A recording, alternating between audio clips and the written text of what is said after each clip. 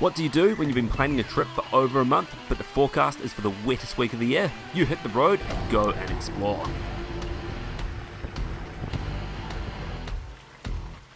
With the right gear and the right attitude, you can still have an absolutely awesome time. Welcome back to Overland NZ. From the beaches of the far north to the stunning scenery of the South Island, plan your next trip with Overland Navigator. Keep up with other explorers out on the tracks and build the perfect next trip for you. Check it out in the app or Play Store today.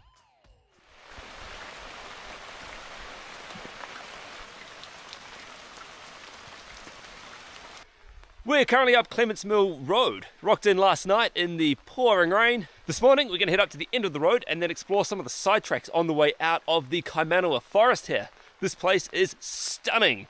So on this trip I'm joined by Stefan from Outdoors in NZ. He's come along for a ride through the forest here and dragged him out into this awesome weather. Beautiful day for it. Lovely weather for a trip. Yeah. What's not to love, eh? It's meant to fine up, so I'm looking forward to it. Should be pretty good. Half an hour out of Taupo, Clemens Mill Road takes you into the northern part of the Kaimanawa forest. It's an absolutely beautiful place littered with campsites and cool little tracks to explore.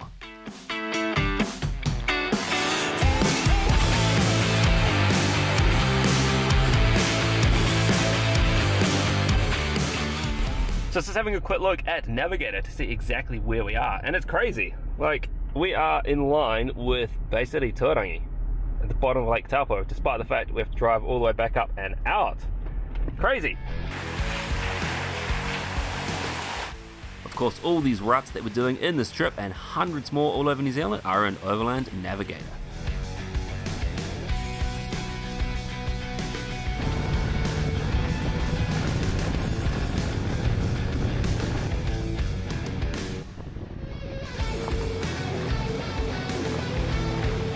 Before too long, we're up on a little track I've been wanting to explore for years. We walked a tiny bit and decided to send Stefan up in the Hilux first, as if he touched the tree, there'd be less damage.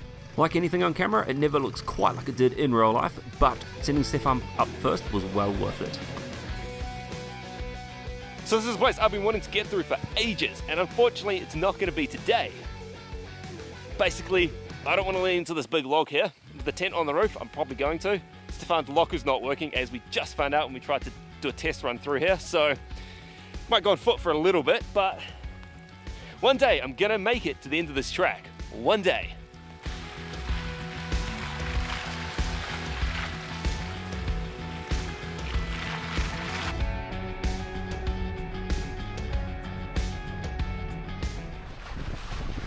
We broke up the hour or so on the blacktop by turning off down a little side road from State Highway 1.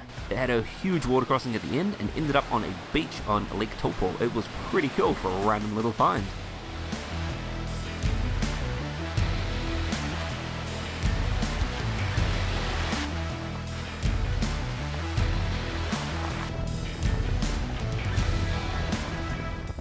So heading up to Urchin campsite now. One of my favourite little spots here in the desert road area, whatever you want to call it.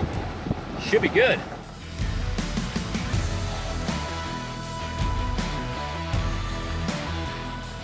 We drop down to my favourite little spot at Urchin, with the rain our constant companion. And Urchin campsite! I love this place, it is so cool. Basically surrounded by awesome native forest, and I mean, it's awesome. It's free, right here, fire pits, toilet, what more do you need? Let's get set up, eh? If you've watched previous videos of mine, you'll know I tend to love the camp setup process. The pouring rain though, I've got to admit, it takes its toll just a little bit. So a couple of weeks ago, I bought the ultimate winter camping luxury. I got one of these cheap $200 diesel heaters from Trade Me. I used it this morning when it was a bit chilly. It's quite nice. And we've just rocked up now, and it's not meant to get especially cold tonight, but the tent is just that little bit damp. I stupidly left the door open this morning and a bunch of rain went into it, which was my bad. So I've just got everything set up, and I thought I'd basically use the heater to try and dry out inside the tent. I don't deny that it is pretty unnecessary, but there is something special about climbing into a warm, dry tent at the end of a long, damp day. So even in the rain, Urchin campsite is awesome. It feels so much more remote than it really is, like you're 15 minutes off State Highway 1 out there somewhere, and you're in your own little world. And especially if you can get this lower campsite here, you kind of go around the loop, drop down, it's mint. You can just hang out and enjoy it and be surrounded by native bush and birds, and it's awesome. Even in this rain, doesn't matter at all.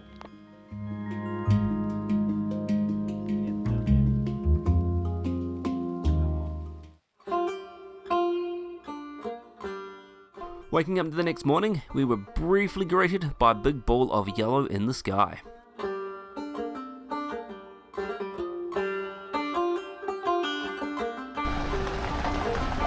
With camp packed up, we hit the road and went out to look at the Pillars of Hercules. It's basically a really narrow gorge where the water runs through and a swing bridge over the top. It's incredibly hard to film, but cool to see in person. There are two ways in and out of the Urchin area. Take the gravel road one, it's way more scenic and you get to drive across a dam on your way out.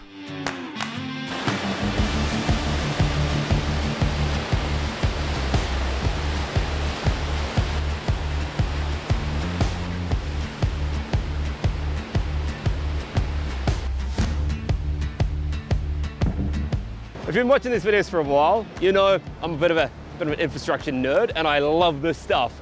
We've had a lot of rain over the last couple of days, and just stopping off at the Plateau Dam here, the amount of water pumping down the Tongariro River and through the channels here is immense. Normally there's rocks and an island out there. Today it is, I think we get over 8 meters deep of water, which that's crazy though. And since we've got here, the alarm's gone off and they've actually flushed more water out of the dam, and you can see it's kind of risen downstream. So it's nuts. Middle of winter, you get to see pretty cool stuff like this, especially post-storm. We couldn't see the Rangipo Inlet on the way past. Sadly, the dam crossing was closed due to maintenance, but it was still an epic place to stop, grab some lunch and check out the water pumping through.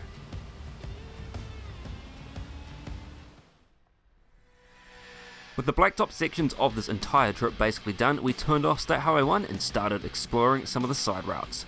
This entire area is littered with little tracks like this. Some of them go far, some of them not so much.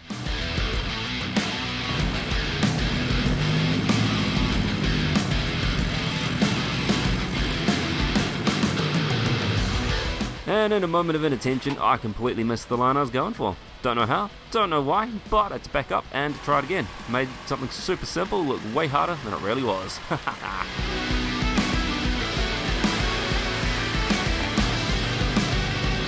See what I mean? Super easy.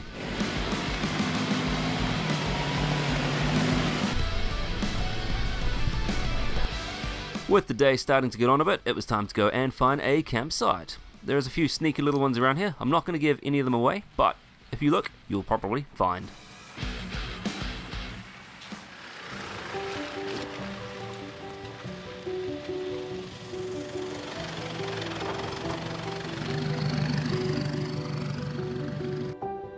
$1 million views in a tent, what more could you possibly need? This is the first proper, I guess, wet trip that I've done since getting the hard-shelled Feldon. I've been pretty stoked with it throughout the rain. Like, the only time water got in is when I left the door open, which was a bit silly, fully my fault. Aside from that though, it's dry inside, which has been mint. I've been keeping the ladder in the boot, just I'm not putting a wet ladder into the tent. Obviously it can live up there normally, but I've been pretty impressed with this.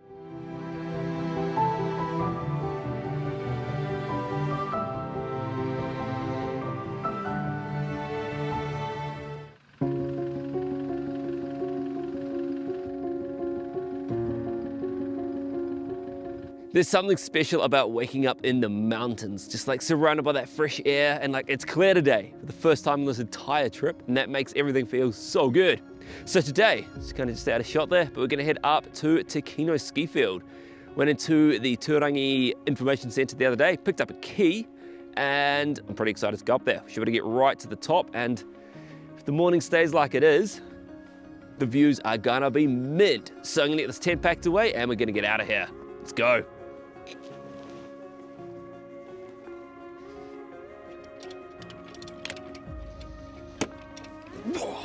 2 degrees. It's pretty cold out there this morning.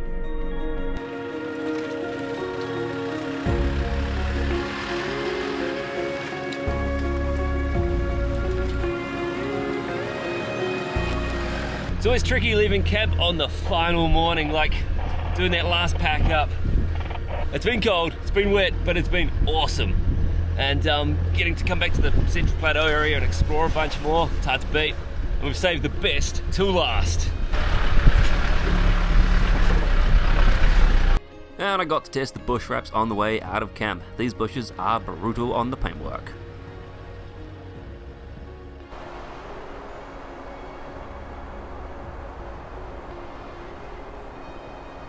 We've just turned off State Highway 1 onto Tukino Road here. Look at that view. I'm gonna make a bit of a point here though. The sign looks pretty new, and there's a reason for it. Obviously there's a lot of pressure on this track in that a lot of people come here and a lot of people do skids and things out in what is normally, I guess, the dirt there. It is a lake today. But basically this area, you know, like lots of these, is under threat from being closed. Stick to the track. It's not hard. It's not the point. It's scenic. And like if you can get up to a mountain on a day like this, surely that's enough. But yeah, stick to the track.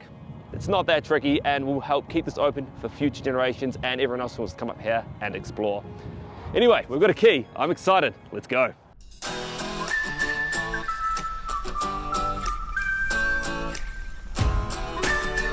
I don't think I've ever seen so much water here.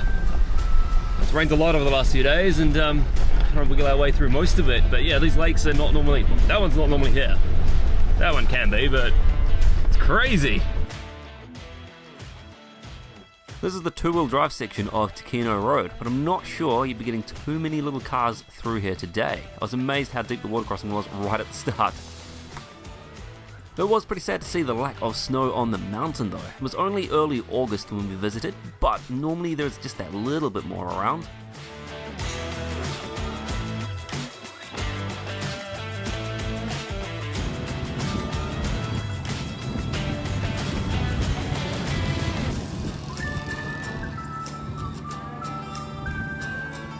So one thing you can do to help keep this place open, other than just staying on the track, is making a donation to the Tukino Ski Lodge. Check a link in the description, and if everybody chucked $5–10 or something towards maintenance on this road, it is going to help keep it open and keep everybody in the good books. The higher you go, the bumpier it gets, the lower the temperatures drop. It was about -2 by the time we got to the gate. The winds were picking up, but the views, well worth it. To grab a key for your own adventure, you need to pop in and pick one up from one of the locations that give them out. They're free, as long as you send them back, of course, and it will make this place so much better. If you need them, all of the places are listed in Overland Navigator. Simply tap on the Tukino Ski Field route and scroll down to the description.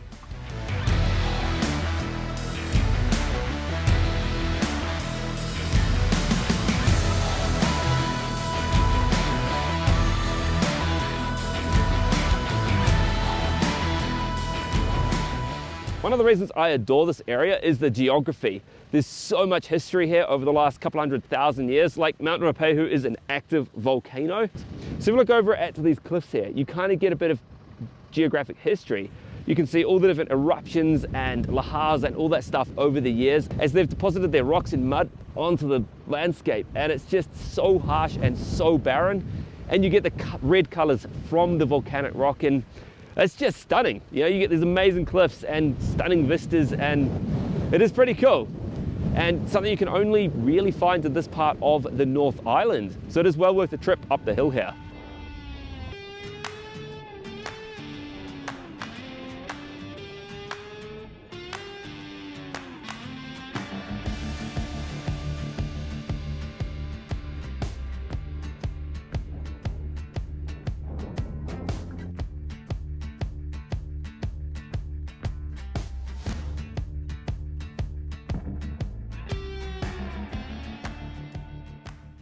And we've made it to the top of Tukino Ski Field. We're up the lodge here now. One of them, there's another one over there.